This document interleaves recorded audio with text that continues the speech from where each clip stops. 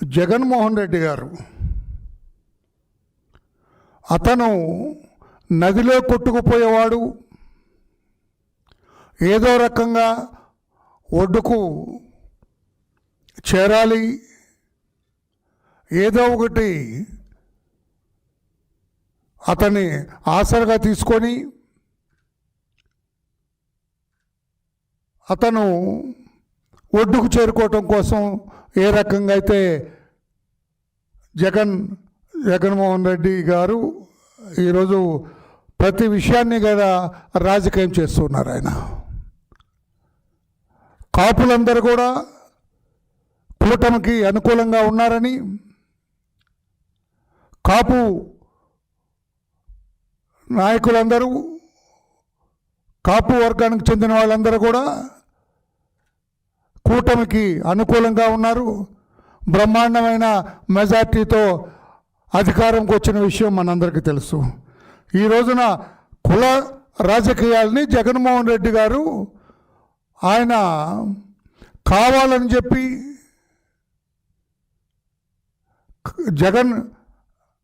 ఈ ఏదైతే కాపు వర్గాలు ఉన్నారో వాళ్ళందరినీ కూడా ఆయన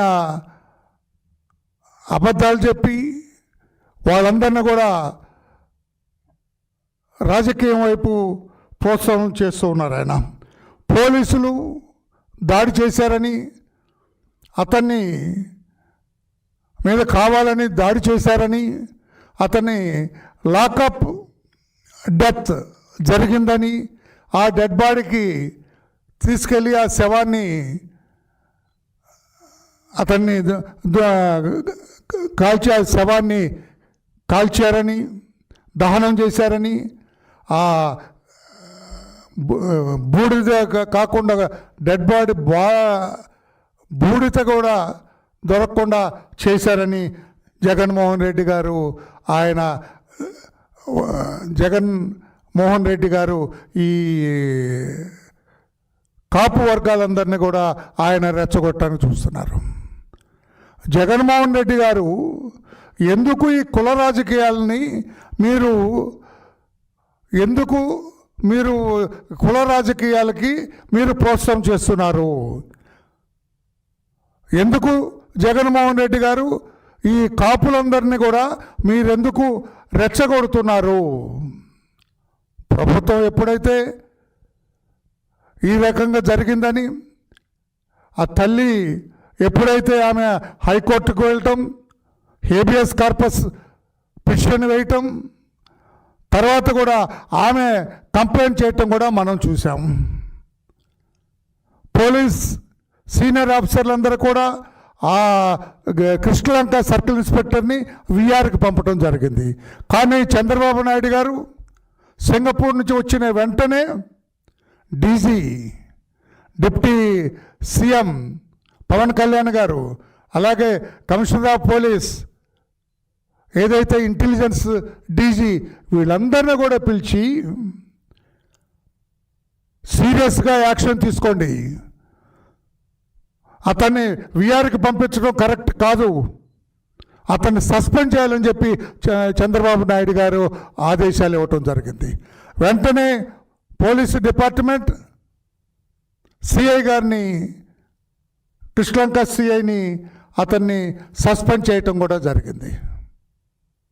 తర్వాత వెంటనే రెండవ రోజు చూసిన తర్వాత సస్పెండ్ చేయటం కాదు, ఇంకా సీరియస్గా యాక్షన్ తీసుకోవాలి అని చెప్పి ఒక సీనియర్ ఐపీఎస్ ఆఫీసర్ని, ఈస్ట్ గోదావరి ఆఫీసర్ని, సూపరింటెండెంట్ ఆఫ్ పోలీస్ని ఇన్వెస్టిగేట్ చేయాలి, అసలు ఏం జరిగిందో ఒక ఇన్వెస్టిగేట్ చేసి ఒక రిపోర్ట్ ఇవ్వమని చెప్పి ఆయన senior IPS officer east Godavari ఎస్పీని ఆదేశించడం జరిగింది. ఆయన ఈ రోజున రావడం జరిగింది, దర్యాప్తు చేస్తున్నారు. తర్వాత దీని మీద తెల్లవారుజామున ఈరోజు ఒక కృష్ణలంక పోలీస్ స్టేషన్లో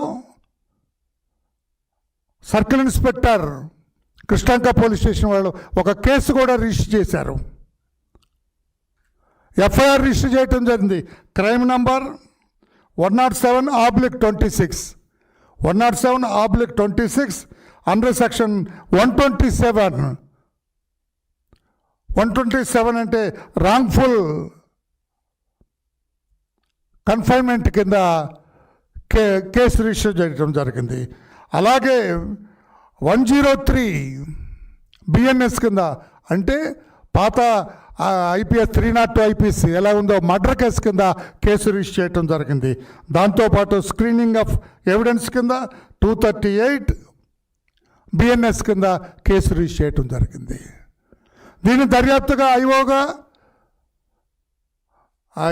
ఏసీపీ దైవ Prasad assistant commissioner of police అతన్ని దర్యాప్తు ఆఫీసర్గా ఇవ్వటం, అతని ఇన్వెస్టిగేషన్ టేకప్ చేయటం జరిగింది. చాలా సీరియస్గా ప్రభుత్వం తీసుకున్నది. కన్సర్న్ సర్కిల్ ఇన్స్పెక్టర్ని అతన్ని సస్పెండ్ చేయటం, కేసు రిజిస్టర్ చేయటం, ఆ ఇన్వెస్టిగేషన్ చేయటానికి అసిస్టెంట్ కమిషనర్ ఆఫ్ పోలీసుని దర్యాప్తు అధికారిగా నియమించడం జరిగింది. నేను అడుగుతున్నా జగన్మోహన్ రెడ్డి గారు ఏదైతే చట్టబద్ధంగా తప్పకుండా యాక్షన్ తీసుకుంటుంది, దీని మీద దర్యాప్తు చేసిన అధికారి ఏదైతే ఇన్వెస్టిగేట్ చేస్తారో ఆ ఇన్వెస్టిగేషన్లో బాధ్యులైన ఏ పోలీస్ అధికారిని కూడా వదిలేది లేదని ప్రభుత్వం నిర్ణయం తీసుకుంది. చంద్రబాబు నాయుడు గారు కూడా చెప్పడం జరిగింది. సిన్సియర్గా దర్యాప్తు చేయాలి, బాధ్యులైన పోలీస్ అధికారులందరినీ చట్టబద్ధంగా యాక్షన్ తీసుకోవాలని చెప్పి కూడా చంద్రబాబు నాయుడు గారు రాష్ట్ర ముఖ్యమంత్రి గారు నిర్ణయం తీసుకోవటం జరిగింది. తప్పకుండా బాధ్యులు ఎవరిని కూడా వదిలేది లేదని చంద్రబాబు నాయుడు గారు చెప్పడం జరిగింది. ఇక నీవెందుకు ఇక్కడ కాపుల్ని రెచ్చగొట్టడానికి చూస్తున్నావు? ఎందుకు ఈ రోజున ఇష్టం వచ్చినట్లుగా మాట్లాడుతున్నారు జగన్మోహన్ రెడ్డి గారు? ఎందుకు దీని మీద మొసలి కన్నీరు కారుస్తున్నారు ఈ కేసులు అని చెప్పి కూడా నేను తెలియజేస్తున్నా. అసలు ఎందుకు మీరు ఈ ఇంటికి వెళ్ళటం, ఈ తల్లితో మాట్లాడటం, ఇది దాని మీద బాధ్యత కలిగిన వాడిగా నీవు కన్నీరు గార్చటం ఇదంతా కూడా మొసలి కన్నీరు కాదా అని చెప్పి నేను అడుగుతున్నా. మరి ఆ రోజున మీరు ముఖ్యమంత్రిగా ఉన్నప్పుడు జగన్మోహన్ రెడ్డి గారు తన అట్టని అల్లరి చేస్తున్నారని 14 సంవత్సరాల గౌడ కులానికి చెందిన అతను బాలుడు అమర్నాథ్ గౌడ్ అని అతను నా అక్కని ఎందుకు మీరు అల్లరి చేస్తున్నారని చెబితే నలుగురు మీ పార్టీ నాయకులు అతన్ని పెట్రోల్ పోసి తగలబెడితే మీరెందుకు వెళ్ళలేదు? ఇక్కడ కాపులు జరిగి వీళ్ళు చేసి ఒక కాపులకు అన్యాయం జరిగిందని చెప్పిన మీరు ఆ రోజున అతన్ని పెట్రోల్ పోసి తగలబెడితే ఆ గౌడ కులానికి చెందిన ఆ బాలుడు చనిపోతే మీరెందుకు వెళ్ళలేదు? ఇక్కడికి రావటం ఏంటి? అంటే కులాలతో రాజకీయం చేయాలనుకుంటున్నారా? కాపు వర్గానికి అన్యాయం జరిగిందని చెప్పాలనుకుంటున్నారా? మరి ఆ బాలుడు శవం దగ్గరికి మీరు ఎందుకు వెళ్ళలేదు? ఆ ముద్దాయిలైన ఎవరైతే పెట్రోల్ పోసి చంపారో వాళ్ళ మీద యాక్షన్ తీసుకోమని మీరు ఎందుకు మాట్లాడలేదు? ఆగస్టు 15న మీరు ముఖ్యమంత్రిగా ఉన్నప్పుడు ఒక రమ్య అనే ఒక యువతని, ఒక బాధ్యత గల చదువుకునే అమ్మాయిని నడి రోడ్డు మీద కత్తితో దాడి చేసి చంపితే మీరెందుకు వెళ్ళలేదు? ఆ అమ్మాయిని పలకరించడానికి వెళ్ళలేదు? అంటే ఈ కులాల మీద ఆ కాపు వర్గాలందరినీ కూడా రాజకీయంగా చేయాలని, రాజకీయంగా వాళ్ళని రెచ్చగొట్టాలనే ఉద్దేశంతో మీరు వెళ్ళారు. ఆ అమ్మాయి రమ్యని ఎందుకు మీరు వెళ్ళలేదు? ఎందుకు బాధ్యతగా మీరు వ్యవహరించలేదు? ఆ శవాన్ని పలకరించడానికి, ఆ కుటుంబ సభ్యులను పలకరించడానికి మీరు ఎందుకు వెళ్ళలేదు?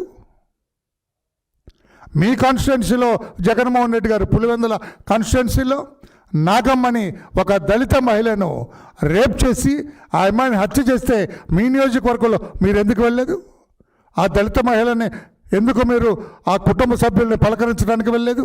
ఆ శవాన్ని చూడటానికి మీరు ఎందుకు వెళ్ళలేదు? ఇక్కడికి వచ్చారు, ఈ కాపులందరికీ రెచ్చగొట్టాలనే ఉద్దేశంతో మీరు ఇక్కడికి వచ్చారు, అక్కడికి ఎందుకు వెళ్ళలేదు? సుధాకర్ అని డాక్టర్, అతను కూడా మాస్క్ కావాలని అడిగితే అతను చనిపోయాడు. అతన్ని బలవంతంగా అతను చంపేయటం జరిగింది. అతన్ని పలకరించడానికి మీరు ఎందుకు వెళ్ళలేదు? ఆ కుటుంబ సభ్యులను ఎందుకు పలకరించలేదు?